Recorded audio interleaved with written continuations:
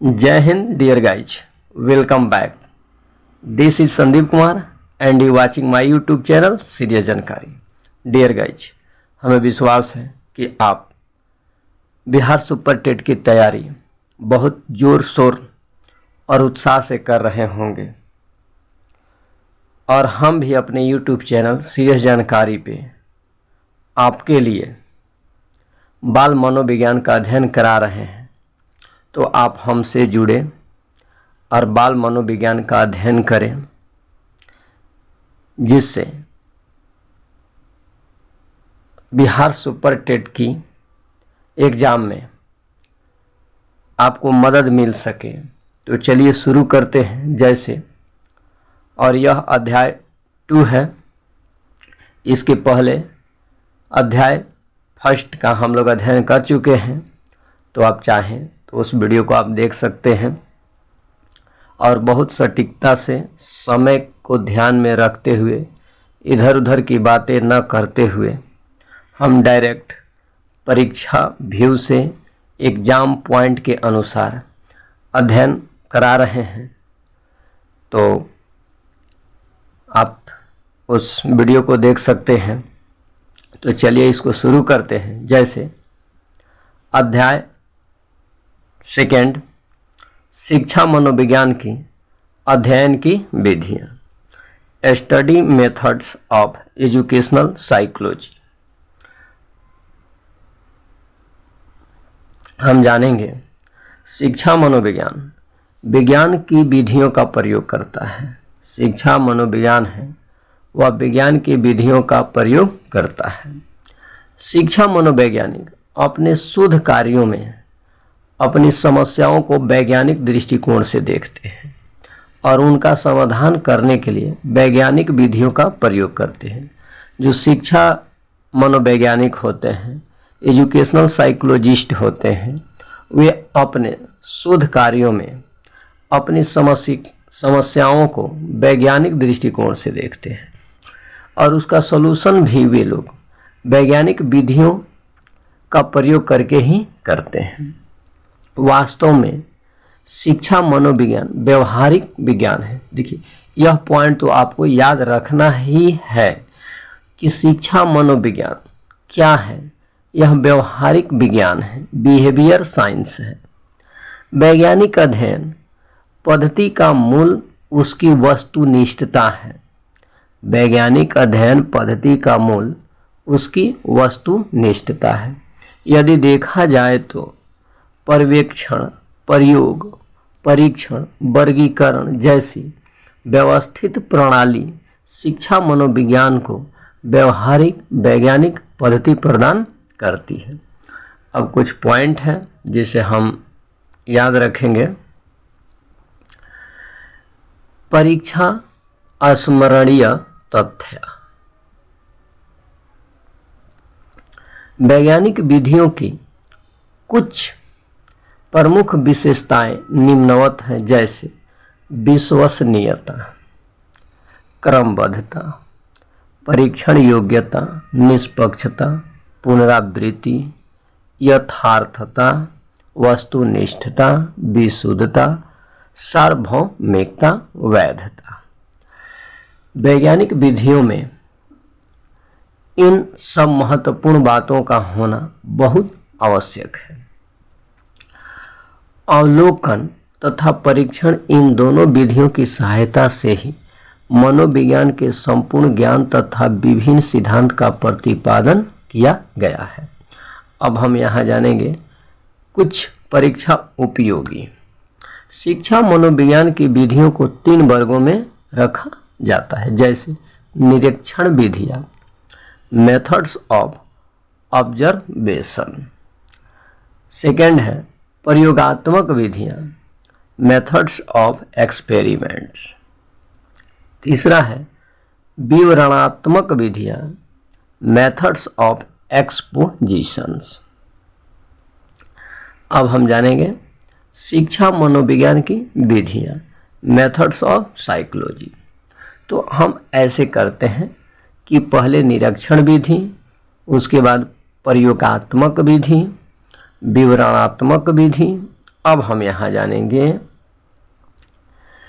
निरीक्षण विधि को दो भागों में बांट दिया गया, जैसे अंतर्दर्शन आत्मनिरीक्षण विधि इंट्रोस्पेक्टिव मेथड, और सेकंड है बहिर्दर्शन विधि एक्सट्रोस्पेक्शन मेथड। अब है विवरणात्मक विधि को भी निम्नलिखित भागों में बांटा गया है, जैसे सर्वेक्षण विधि, तुलनात्मक विधि, जीवन इतिहास विधि, मनोविश्लेषणात्मक विधि, विकासात्मक विधि, नैदानिक विधि। अब हम नेक्स्ट जानेंगे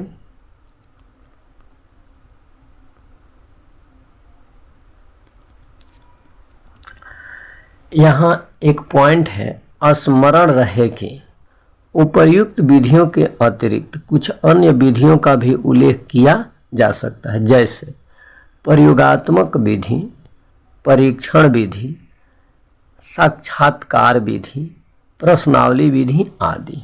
अब कुछ महत्वपूर्ण बातें हैं जो परीक्षा उपयोगी हैं।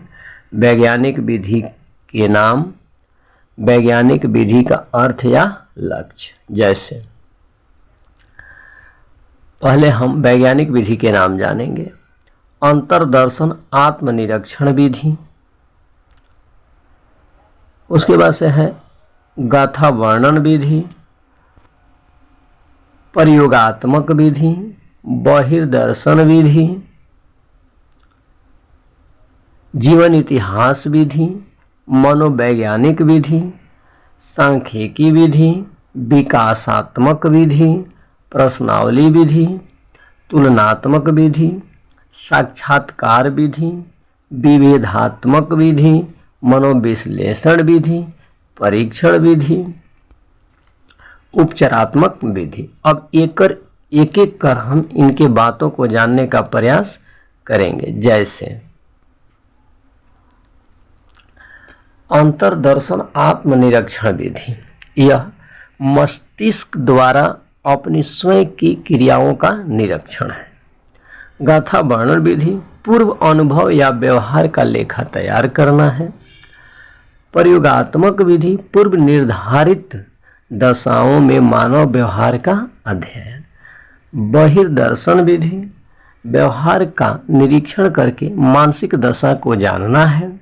जीवन इतिहास विधि, जीवन इतिहास द्वारा मानव व्यवहार का अध्ययन है। मनोभौतिकी विधि, मन तथा शरीर पर पड़ने वाले प्रभावों का अध्ययन। सांख्यिकी विधि, समस्या से संबंधित तथ्य एकत्र करके परिणाम निकालना।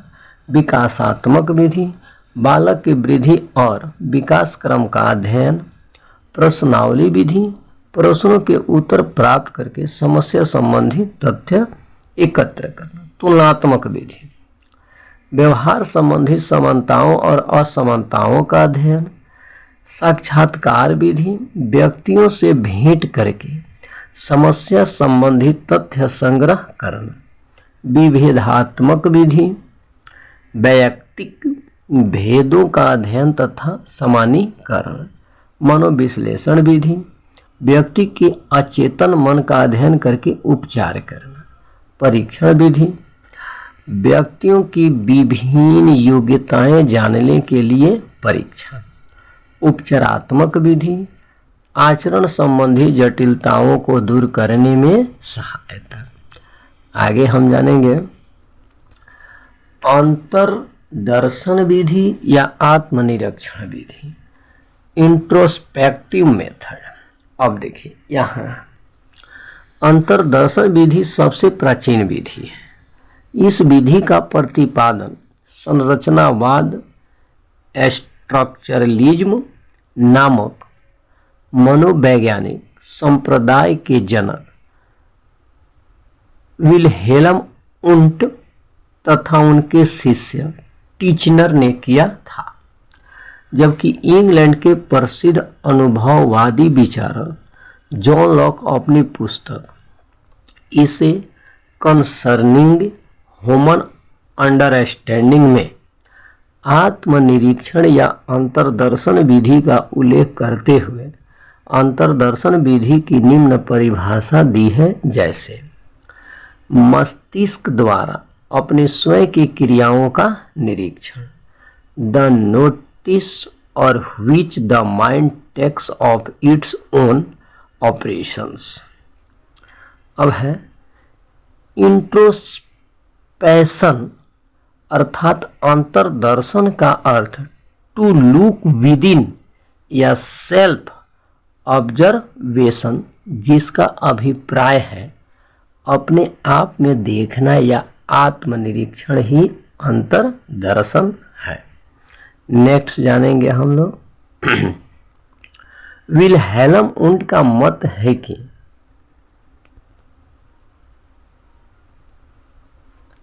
चेतन अनुभूतियों का अध्ययन अंतर्दर्शन के द्वारा ही किया जा सकता है। इनके अनुसार चेतन अनुभूति के अंतर्दर्शन में 3 तत्व समाहित है, जैसे संवेदना, कॉन्शियस, भाव, फीलिंग, प्रतिमा, इमेज। उपर्युक्त 3 तत्वों को एक उदाहरण के रूप में समझा जा सकता है, जैसे किसी यति यानी सन्यासी को देखकर होने वाली चेतन अनुभूति के अंतर्दर्शन में यति शरीर को देखना दृष्टि संवेदना है। दूसरा है सुख की अनुभूति होना भाव की अभिव्यक्ति है।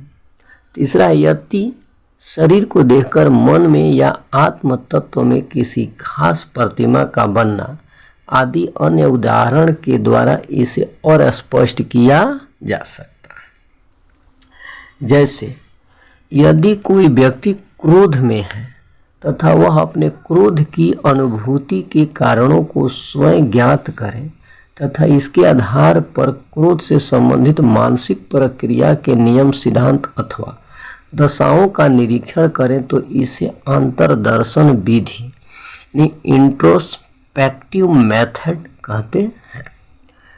शिक्षा मनोवैज्ञानिक डगलस एवं हॉलैंड का मत है कि यद्यपि आत्मनिरीक्षण आत्मदर्शन विधि को किसी समय वैज्ञानिक विधि माना जाता था, पर आज इसने अपना अधिकांश सम्मान खो दिया है। अब हम लोग जानेंगे बहिर्दर्शन पर अवलोकन पर निरीक्षण प्रेक्षण विधि एक्सट्रोस्पेक्शन मेथड। बहिर्दर्शन विधि के पिता व्यवहारवादी मनोवैज्ञानिक संप्रदाय के जनक जॉन बी वाटसन को दिया जाता है।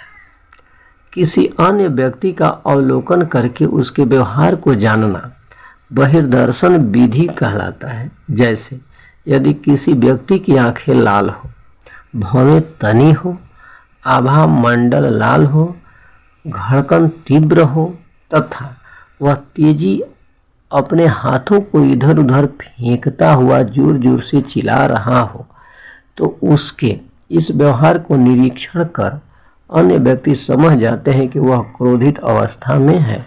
बहिर्दर्शन विधि के 2 भाग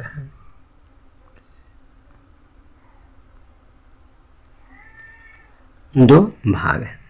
औपचारिक बहिर्दर्शन, अनौपचारिक बहिर्दर्शन। स्मरण रहे कि बहिर्दर्शन को वस्तुनिष्ठ बनाने के लिए निरीक्षण अनुसूची ऑब्जर्वेशन का प्रयोग करते हैं। अब यहाँ पे एक शेड्यूल है जो अनुसूची होता है। सर्वेक्षण विधि। अब है सर्वे मेथड।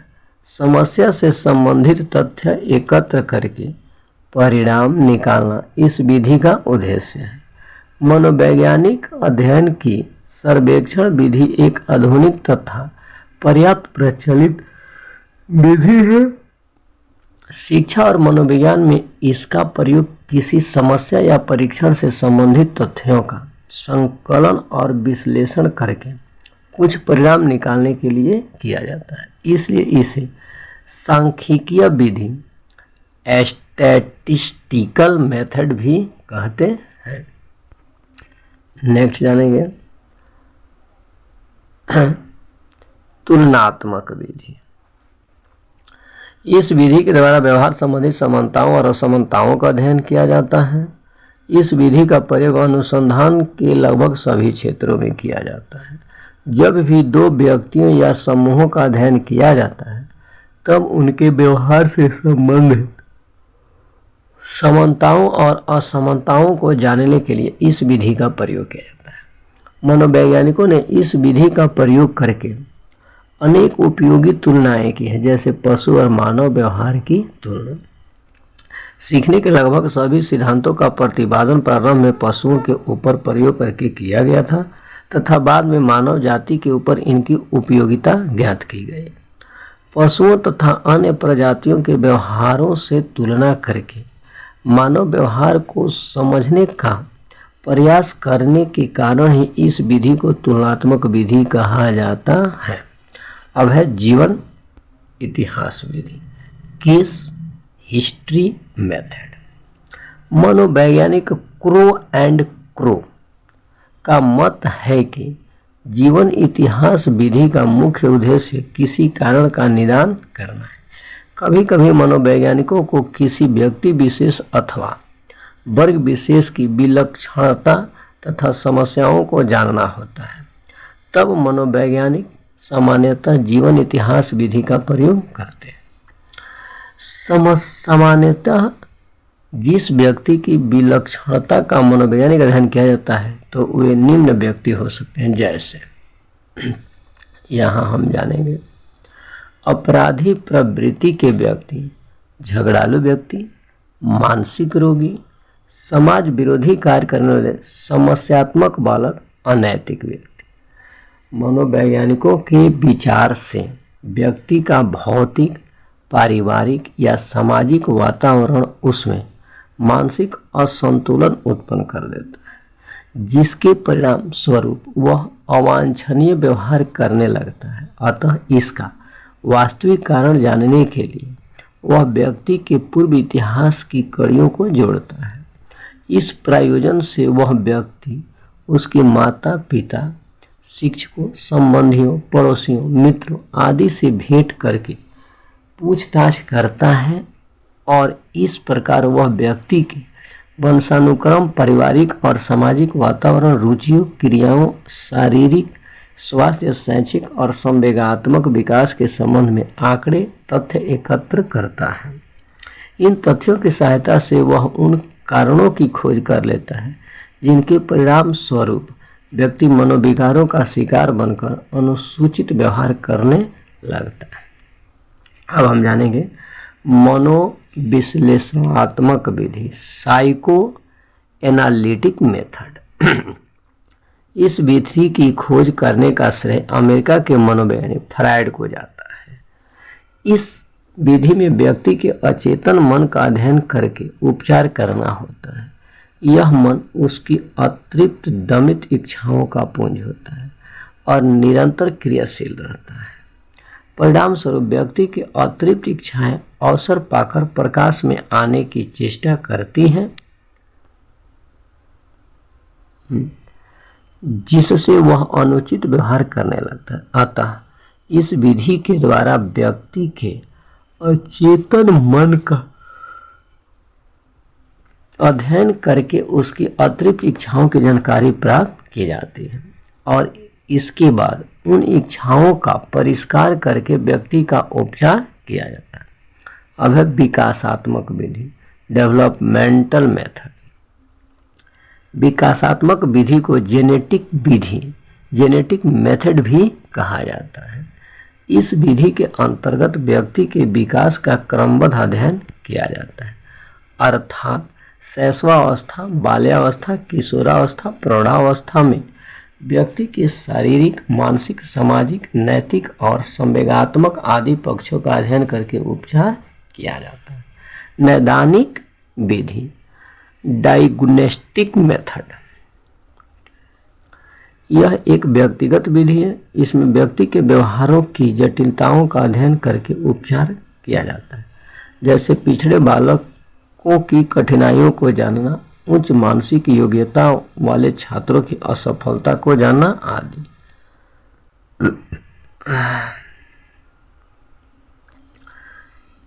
प्रयोगात्मक विधि, एक्सपेरिमेंटल मेथड, इसमें पूर्व निर्धारित दशाओं में मानव व्यवहार का अध्ययन किया जाता है। वास्तव में यह प्रयोगात्मक विधि एक प्रकार की नियंत्रित निरीक्षण विधि है। इस विधि में प्रयोगकर्ता स्वयं अपने द्वारा निर्धारित की हुई परिस्थितियों में किसी व्यक्ति के व्यवहार का अध्ययन करता है। मनोवैज्ञानिक क्रो एंड क्रो का मत है कि मनोवैज्ञानिक प्रयोगों का उद्देश्य किसी निश्चित परिस्थिति या दशाओं में मानव व्यवहार से संबंधित किसी विश्वास या विचार का परीक्षण करना है। अब है परीक्षण विधि, टेस्ट ऑफ मेथड। इस परीक्षण का प्रयोग व्यक्तियों की विभिन्न योग्यताएं जानने के लिए परीक्षण किया जाता है।